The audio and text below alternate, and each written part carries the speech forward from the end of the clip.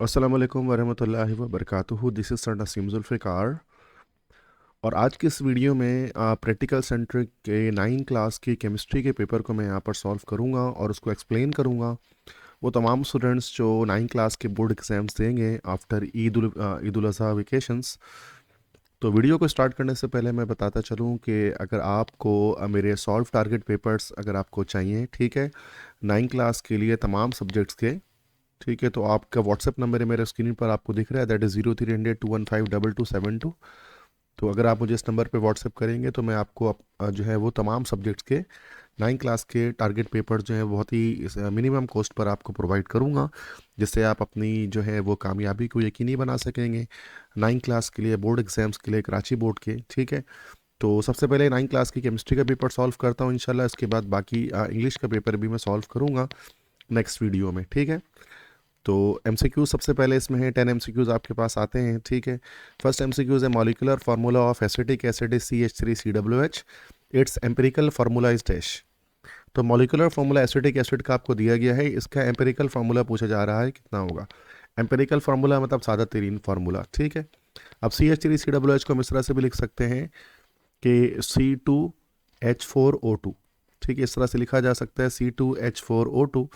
और अगर हम इसको कट करेंगे किसी एक टेबल से तो 2 1 ज़ा 2, 2 2 ज़ा 4 और 2 1 ज़ा 2, तो CH2O इसका हमारे पास जो है वो करेक्ट आंसर हो जाएगा। ठीक है, CH2O। नंबर 2 है the molar mass of H2SO4 is dash. Molar mass जब H2SO4 का निकालेंगे तो ये हमारा 98 आएगा। अब चूंकि मोलर मास लिखा हुआ है तो मोलर मास की यूनिट हमारे पास क्या होती है बेटा, ग्राम होती है, तो ये हमारे पास आ जाएगा 98 ग्राम। ठीक है, थर्ड है atomic number of potassium is 19 and mass number is 39, number of neutron will be dash. Neutrons को निकालने के लिए क्या करते हैं, मास नंबर में से एटॉमिक नंबर को माइनस करते हैं, तो इसका आंसर हमारे पास आ जाएगा 20, बी ऑप्शन। फोर्थ है orbitals in M shell of an atom is या आर डैश। अब देखिए एम शेल में तीन हमारे पास जो है वो जो है वो ऑर्बिटल्स होते हैं, SP D तीनों होते हैं। ठीक है, तो ये हमारे पास थर्ड ऑप्शन हो गया, SP and D। फिफ्थ है six period of elements in the modern periodic table is known as dash. अब जो छठा पीरियड होता है उसमें सबसे ज़्यादा हमारे पास जो है वो एलिमेंट्स मौजूद हैं, it is called as the longest period. वो सबसे लंबा पीरियड होता है, उसको लॉन्गेस्ट पीरियड कहते हैं। सिक्स्थ है across a period the shielding effect of inner electrons dash. जब हम पीरियड में लेफ्ट से राइट की तरफ जाते हैं, अक्रॉस अ पीरियड जब हम जाते हैं, तो शील्डिंग इफेक्ट जो है वो इनर इलेक्ट्रॉन्स की क्या होती है, इनर इलेक्ट्रॉन्स की increases, decreases, remains changing, remains same. ठीक है, अच्छा सेम तो नहीं रहती, चेंज होती है। ठीक है, जब हम लेफ़्ट से राइट की तरफ जाते हैं तो शील्डिंग इफेक्ट में हमारे पास जो है वो आ, देखा जाए तो उसके अंदर हमारे पास कमी आती है, डिक्रीजमेंट इसके अंदर, बल्कि टॉप से बॉटम जब हम आते हैं तो हमारे पास ये डिक्रीज होती है, लेफ्ट से राइट जाने पर शील्डिंग इफेक्ट हमारे पास इंक्रीज होती है। ठीक है, तो इंक्रीज हो जाएगा। सेवन्थ है this type of bond is formed when magnesium combined with oxygen. तो मैग्नीशियम ऑक्सीजन से कंबाइन होगा तो ये आयनिक बॉन्ड बनाएगा, मैग्नीशियम ऑक्साइड। ठीक है, एट्थ है a covalent bond will be polar if electronegativity difference between bonded atoms is dash। Polar covalent bond के लिए इलेक्ट्रोनेगेटिविटी हमारे पास जो है वो 0 से लेकर 1.7 के बीच में हमारे पास होनी चाहिए। ठीक है, तो हमारे पास फिर ये पोलर कोवेलेंट बॉन्डिंग हमारे पास कहलाएगी। ठीक है, या 0 तो बिटवीन 0 एंड 1.7,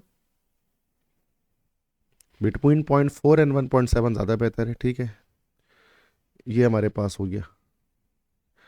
नेक्स्ट है नाइन्थ है tea left in a saucer cools quickly than a cup because dash.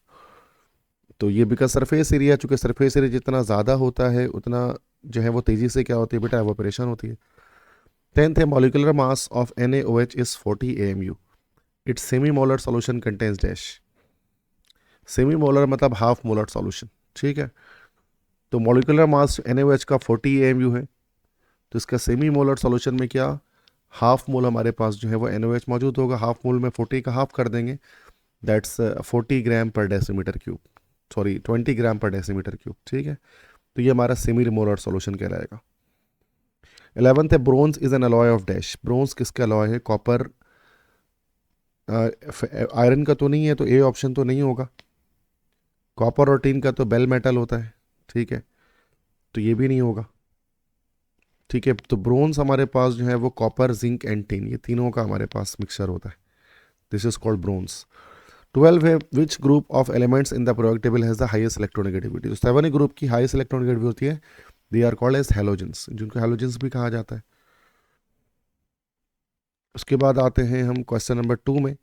ये सेक्शन बी हमारे स्टार्ट होता है। क्वेश्चन 2 ब्रांचेज ऑफ केमिस्ट्री हैं, तो मतलब मैं इसमें न्यूमेरिकल्स कोशिश करूंगा सॉल्व करा दूं।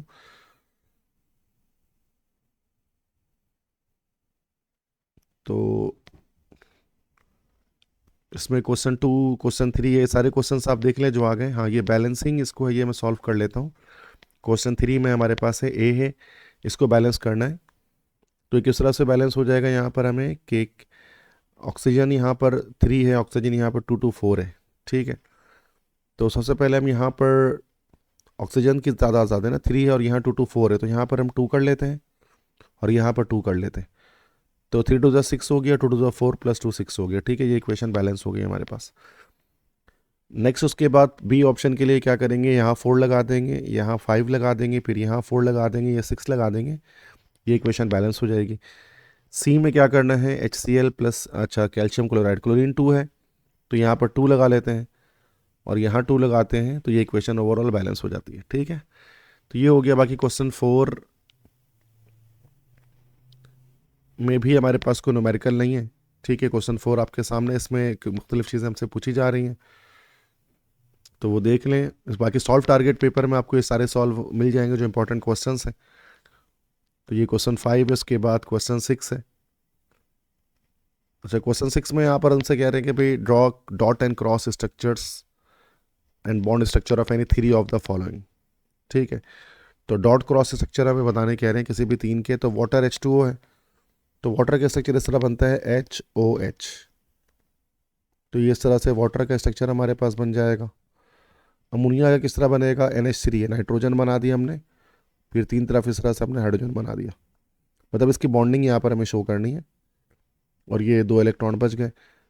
मीथेन में कार्बन है, इसके 4 तरफ हाइड्रोजन हम डायरेक्टली लगा देंगे इस तरह से, ये इसका स्ट्रक्चर हमारे पास बन गया। C2H6 का बनाना है, तो ये 2 कार्बन हमने ले लिया और इसके हर तरफ एक एक हाइड्रोजन हमने इस तरह से कनेक्ट कर दिया, तो ये हमारे पास बन गया, दिस इज C2H6। C2H4 बनाना है, कार्बन डबल बॉन्ड कार्बन लगाना पड़ेगा, फिर इस तरह से हाइड्रोजन लगा दिया आपने, दिस इज C2H4 इथीन। इस तरह C2H2 बनाना है, तो हमने इस तरह से C2H2 बना दिया, ठीक है। तो ये हमारे पास बन गया इथाइन। तो ये अलग अलग मॉलिक्यूल्स बन गए। इसके बाद क्वेश्चन 7 आप देख सकते हैं, तो जो भी न्यूमेरिकल्स आएंगे वहाँ पर मैं उसको सॉल्व करूँगा।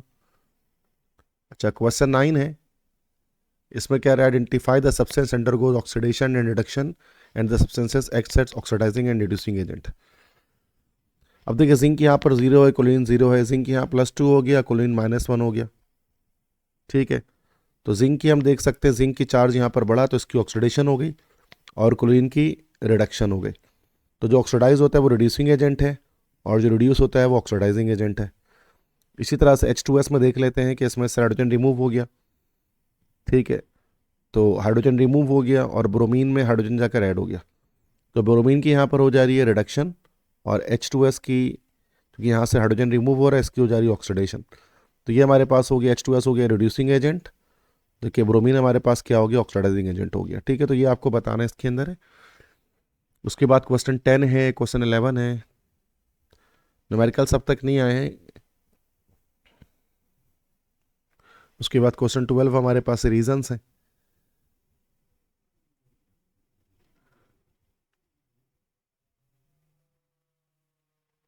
क्वेश्चन 13 है, अच्छा क्वेश्चन 13 हमारे पास न्यूमेरिकल आ गया, उसको मैं यहाँ पर सॉल्व कर लेता हूँ। इसके बाद फिर क्वेश्चन पहले सेक्शन सी आप देख लें, ये हमारे पास सेक्शन सी है, ठीक है। तो ये कुछ सेक्शन सी हमारे पास है।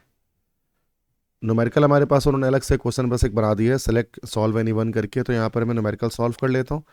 पहला है calculate molar mass of glucose and find the number of moles और मॉलिक्यूल्स इन 90। तो मोलर मास ग्लूकोज का तो हमारे पास डायरेक्टली निकल जाएगा, मोलर मास ग्लूकोज का हमारे पास आ जाएगा 180 AMU इसका, सॉरी ये मोलर मास कह रहे हैं तो ग्राम में ये आ गया हमारे पास। मोल्स मालूम करने हैं, तो मोल हमारे पास किसके बराबर होता है, मास अपॉन मोलर मास के। मास हमारे पास 90 है, मोलर मास हमारे पास 180 है, तो ये हमारे पास आ गया 0.5 मोल हमारे पास आ गया, ठीक है। इसी तरह से नंबर ऑफ़ मॉलिक्यूल्स अगर बताने हैं कि कितने मॉलिक्यूल्स हैं, तो उसका फॉर्मूला सिंपल हमारे पास होता है कि मोल्स हमने निकाले, वैसे हर तरह से निकाल सकते हैं, इस तरह से भी निकाल सकते हैं, जो मोल हमारे पास है उसको हमने मल्टीप्लाई कर दिया अवोगाड्रोस नंबर से 6.02 एक्सपोनेंट 23 से, तो ये हमारे पास मॉलिक्यूल्स आ जाएंगे। दिस विल बी 3.01 एक्सपोनेंट 23, इतने मॉलिक्यूल्स हमारे पास होंगे। That's so simple. इसके बाद question 2, at constant temperature the volume of a gas at 15 dm³ at 10 atm, find its volume at 15 atm। तो ये बॉयल्स लॉ हमारे पास है।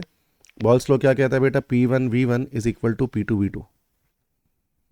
हमें यहाँ पर मालूम क्या करना है, हमें यहाँ मालूम करना है फाइंड इट्स वॉल्यूम। V2 मालूम करना है, तो V2 बराबर हो गया P1V1 अपॉन P2। तो V2 हमारे पास क्या आ गया, P1 हमारे पास है दिस इज 10 atm। अच्छा, V1 हमारे पास है 15 dm³ और P2 हमारे पास हो गया 15 atm। तो 15 से 15 कैंसिल हो गया, तो V2 हमारे पास आ गया 10 डेसीमीटर क्यूब। ठीक है, दैट्स सो सिंपल। ये बॉयल्स लॉ हमारे पास है। Question 3, calculate mass by mass concentration of the solution obtain bye dissolving 25 gram salt in 125 gram water. तो मास बाय मास परसेंटेज किस तरह से निकाली जाएगी, तो सबसे पहले तो हम लोग मास ऑफ सॉल्यूट लिखेंगे ऊपर, दैट इज 25 ग्राम, डिवाइड करेंगे मास ऑफ सॉल्यूशन से, तो मास ऑफ सॉल्यूशन 125 प्लस 25 ये हमारे पास 150 ग्राम हो जाएगा, और मल्टीप्लाई कर देंगे इससे 100 से, तो मास बाय मास परसेंटेज हमारे पास आ जाएगा। अभी किस तरह से हो जाएगा, सिंपल हो जाएगा, 25 1 25, 25 4 100, 25 6 150। ठीक है, तो 100/6 ये हो गया। ठीक है, तो 100/6 हमारे पास कितना आएगा, we can use a calculator, तो 100 divide by 6, so this will be 16.666। ठीक है, तो ये 16.66 हमारे पास percent, this will be the final answer. ठीक है, बाकी ये सेक्शन सी आप देख सकते हैं, लॉन्ग क्वेश्चन है। अगर आपको इसका PDF चाहिए प्रैक्टिकल सेंट्री कॉम्प्रिहेंसिव के तमाम पेपर के, तो भी आप मुझे व्हाट्सअप कर सकते हैं। ठीक है, बाकी अगर आप जो है वो मेरे सॉल्व टारगेट पेपर अगर आप चाहिए कंप्लीट, ठीक है, सॉल्व किया हुआ, ताकि आप डायरेक्टली उसे याद कर सकें, तो ये मेरा व्हाट्सएप नंबर है, इस नंबर पर आप मुझे व्हाट्सएप कर सकते हैं। ठीक है, thank you so much for listening to my lecture. Video पसंद आई तो चैनल को सब्सक्राइब करें, वीडियो को लाइक करें, अपने फ्रेंड्स के साथ शेयर करें, और ये नंबर अपने पास सेव कर लें अगर आपको कोई भी मटेरियल चाहिए, नोट्स चाहिए, गेस्ट पेपर चाहिए, सॉल्व अनसॉल्व वॉट एवर, किसी भी सब्जेक्ट के। ठीक है, थैंक यू सो मच, अल्लाह हाफिज़।